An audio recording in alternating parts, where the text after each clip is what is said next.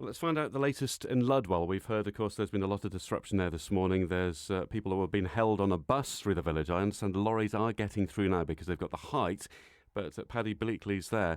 You're near the Grove Arms, that end of the village? Yeah, I'm literally stood by the Grove at the minute. We have several fire crews in attendance that have been absolutely brilliant from the call this morning, directing traffic, closing the road, and doing the utmost to sort of unflood most of the road and surrounding properties. And also the key thing is we had a couple of elderly residents that have been trapped in their upstairs. They're literally, when you open their front doors, they are literally knee-high downstairs on the first floor in water. That must have been terrifying. Are they okay? Do they seem okay, as good as they can be? Yeah, they're absolutely fine. With the help of the fire crews and local residents, we evacuated them to the local pub. The Grove Arms has been absolutely outstanding, raising to the occasion and basically making sure everybody's been sort of is warm, is fed with copious amounts of coffee and tea and everything. So a full sort of community effort this morning, and really great to see. What kind of time did they swing into action? Because in the middle of the night in darkness, it's very difficult organising these things or gathering your wits, isn't it? It is. You're absolutely right. From about 6 a.m. this morning, it was the sort of first knock at the doors when somebody was like trying to leave for work and find that they were sort of trotting around in their home in water. Also the Grove, I'm helping the landlord at the minute, sort of, he's flooded. The downstairs bit of the Grove is flooded. So, yeah, I think everybody's taking a kick with this one. Is it water coming down the hill, Paddy, there, collecting at the bottom, or is it coming from the Nadder, from the river?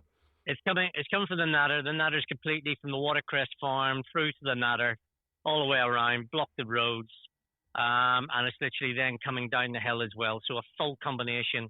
Everything basically, your perfect storm, I suppose. And we've had really heavy rain overnight. There's more forecast today. Is it starting to recede, the water level? Or it is. Yeah, well, luckily the crews have managed to sort of pump out a bit. We've got the road literally flowing now, and that's the residents' key concern now. Is what next? You're absolutely right. Looking at the forecast, we've got another week's worth of severe heavy rain. We've got rid of some of the flooding, but what if? And the problem we're having right now is trying to contact the local authorities, like the parish council, like the Wiltshire council, to say, right, what's the so what? What's the plan? Who's coming to have a look at why this is blocked? Well, you do have a flood warden at Donhead St Mary Parish Council, and maybe they're occupied at a different part of the parish, I don't know, but they do have a plan, but we'll try and get more information, obviously, about that. I mean, what does happen? It's a good question. You've got somebody who's in their 90s who obviously can't go into the property because I guess the services, well, certainly electricity will have been turned off, wouldn't it? Yeah, literally the fire crews have been into 3 of the properties that I was aware of. They've turned off all the electricity because of the water, obviously the water. And we've got a lovely lady in there in the 90s. She's sitting there in a dressing gown in the pub now. Slippers were absolutely saturated. It's all of that.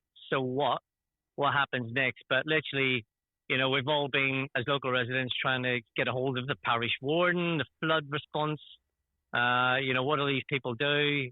We don't know. We literally don't know, but we're struggling to get an answer.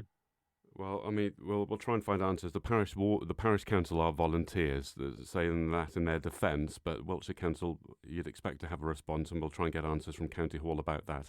With the Grove obviously being so close to the water and them having flooding there, that's not going to be, if you like, a kind of a place where people can say it's a rescue centre during the day, is it?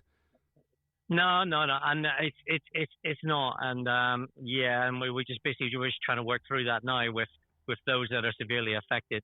But literally, the guys in the Grove have been absolutely outstanding. Hats off to Darren and Sarah for that one, and looking after everybody. So, at the moment, is traffic moving? We hear lorries have been allowed through because obviously got the higher wheelbase.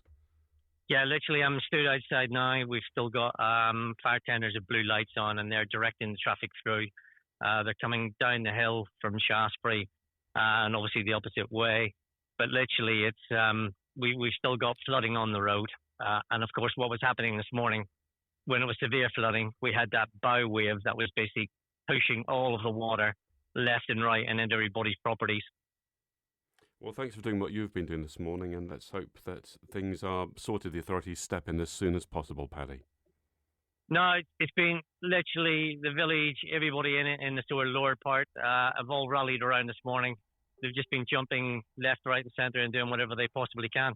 It's been great to see. Community spirit. Paddy Bleakley on the scene in Ludwell this morning.